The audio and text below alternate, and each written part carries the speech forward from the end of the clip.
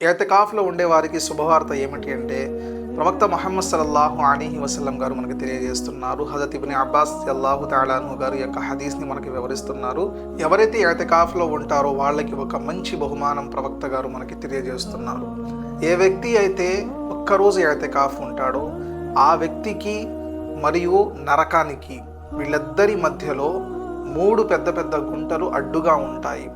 ఆ ఒక్కొక్క గుంట భూమి మరియు ఆకాశం మధ్యలో ఎంత ప్రదేశం అయితే ఉందో, ఎంత స్థలం అయితే ఉందో అంత పెద్దగా ఒక్కొక్క గుంట ఉంటుంది.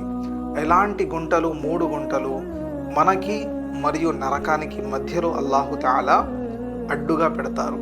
అంటే దీన్ని బట్టి మనకు అర్థమవుతుంది ఏమిటి అంటే అల్లాహు తఆలా మనల్ని నరకం యొక్క శిక్షణ నుండి రక్షిస్తారు ఏ వ్యక్తి అయితే ఒక్కరోజు ఎతికాఫ్ చేస్తారు.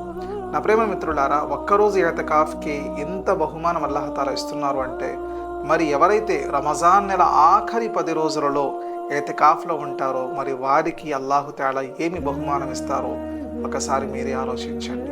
అలాగే రెండవ బహుమానం ఏమిటి అంటే ఏ వ్యక్తి అయితే సంకల్పం చేసుకొని ఎతికాఫ్లో కూర్చుంటాడో ఆ వ్యక్తి ఏమి చేసినా, అంటే ఉదాహరణకి కూర్చొని తింటూ ఉంటాడు అయినా కూడా అల్లాహ్ తఆలా ఆ వ్యక్తి కర్మపత్రాలలో పుణ్యాలు అనేవి రాస్తూ ఉంటారు.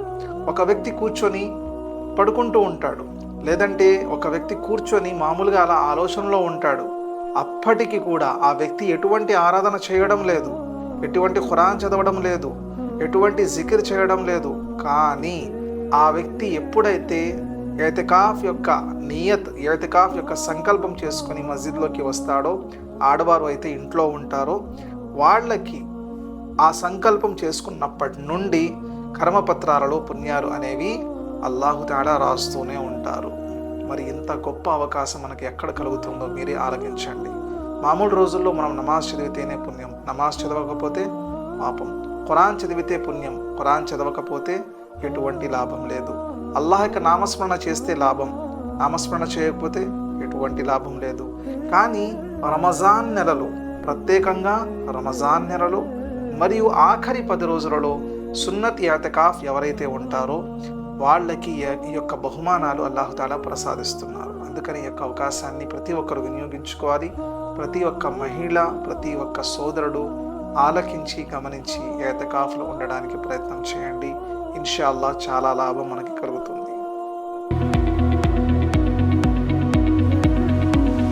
अरे हाफिज साहब का कितना बड़ा दिल देखो, इन आय को पैसे छपा लगो, ये पैसे और एक में रिक्वेस्ट कर लगो, वो पैसे बढ़ते, उन्होंने ऐसा करे नहीं।